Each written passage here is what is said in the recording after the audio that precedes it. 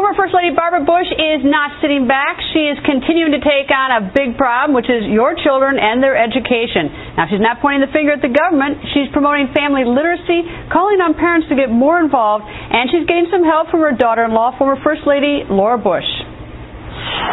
Mrs. Bush, nice to see you. Great to see you. All right. You have an op-ed about education. You have something to say about education these days. I certainly do. I'm really worried about it.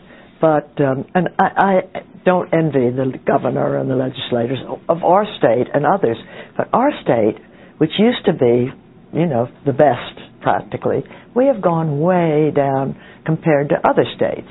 And, you know, if we don't educate our children, it's going to cost us billions of dollars later. And we're going to have teenage pregnancies, and we're going to have kids without jobs, and it just breaks my heart. So I really felt that I should speak up. I don't think government can do everything at all. Parents, grandparents, neighbors, churches, everybody should say this is a national crisis. It's as bad as anything in our country, and we've got to get ourselves geared up and not be lazy parents and not be lazy neighbors, but we've got to help children get to school on time, have healthy meals. I love what Mrs. Obama is doing, incidentally, on the meals. But I would like to have parents be parents. Don't tell me that PTA meetings are boring. They are. But so what? They're your kids. How do we get people going on education? I mean, it's a huge problem, and I saw the numbers in your article, something like Texas, 36th in the nation in high school graduates.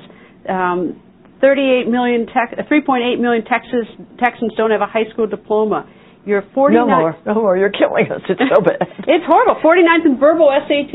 You know, Laura Bush, this very day, if she can get here, because of the ice storm in Dallas, is starting an initiative on middle school. And she says that this is where we can help our children, keep them in school, or this is where they drop out. So she's going to work on middle school. Jeb says no social promotions.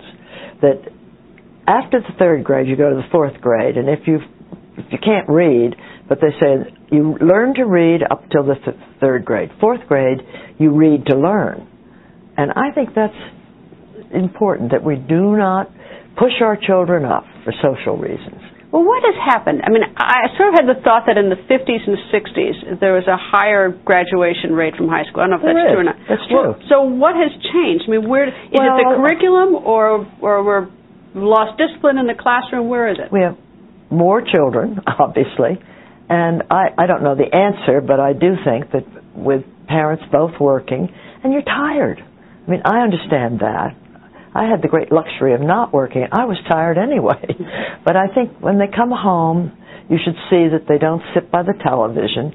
At least have some discipline in the family, so that you don't sit by the television, you don't play games, those video games, until you've done your homework. And parents should take an interest. I don't think they do. Many of the parents can't read and write, though. Many of the parents haven't at school. Now we've gotten to these other generations. That's why we're very active in family literacy, teaching the mother or the father or the grandmother to read at the same time we have the children in the same location but a different room. Then they get together and read together. There are all sorts of different things. I mean, but you're right. A lot of parents don't read. We've got to stop that. I'm against, I know I'm going to be shot by the office. I'm against English as a second language. My great-grandmother came here as a German. She didn't have someone give her English as a second language. She learned it in 3 months. It's survival. And you see it in schools all around now where you're allowed to speak English only, and you sink or swim. And they swim because they're immigrants from all different countries. I've seen a school in Boston where they asked me to read, and I said, read? They all speak 80 different languages. But in 3 months, they learned English. I mean, we've got a real problem in public schools.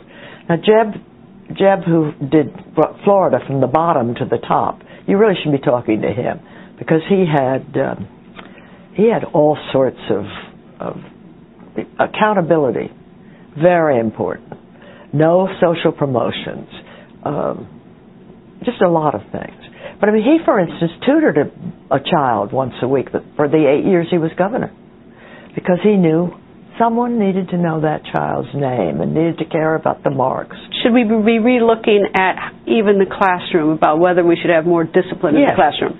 I think there should be no, and this is not just the lower grades, I think there should be no telephones allowed or cameras allowed in the classroom.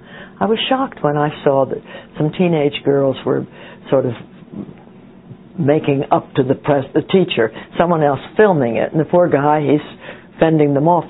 No telephones, no cameras, there should be rules. I came down here to talk to you about education and to see the President, about President Reagan, but I have to ask you about this, Medal of Freedom. Very exciting. It is very exciting. Very exciting. It is, isn't it? He doesn't travel very much, but this was just a thrill. I mean, all the children are going to be there, I believe. The children, they're 60 and on down. But we're very excited. We're very kind of President Obama, but deserved.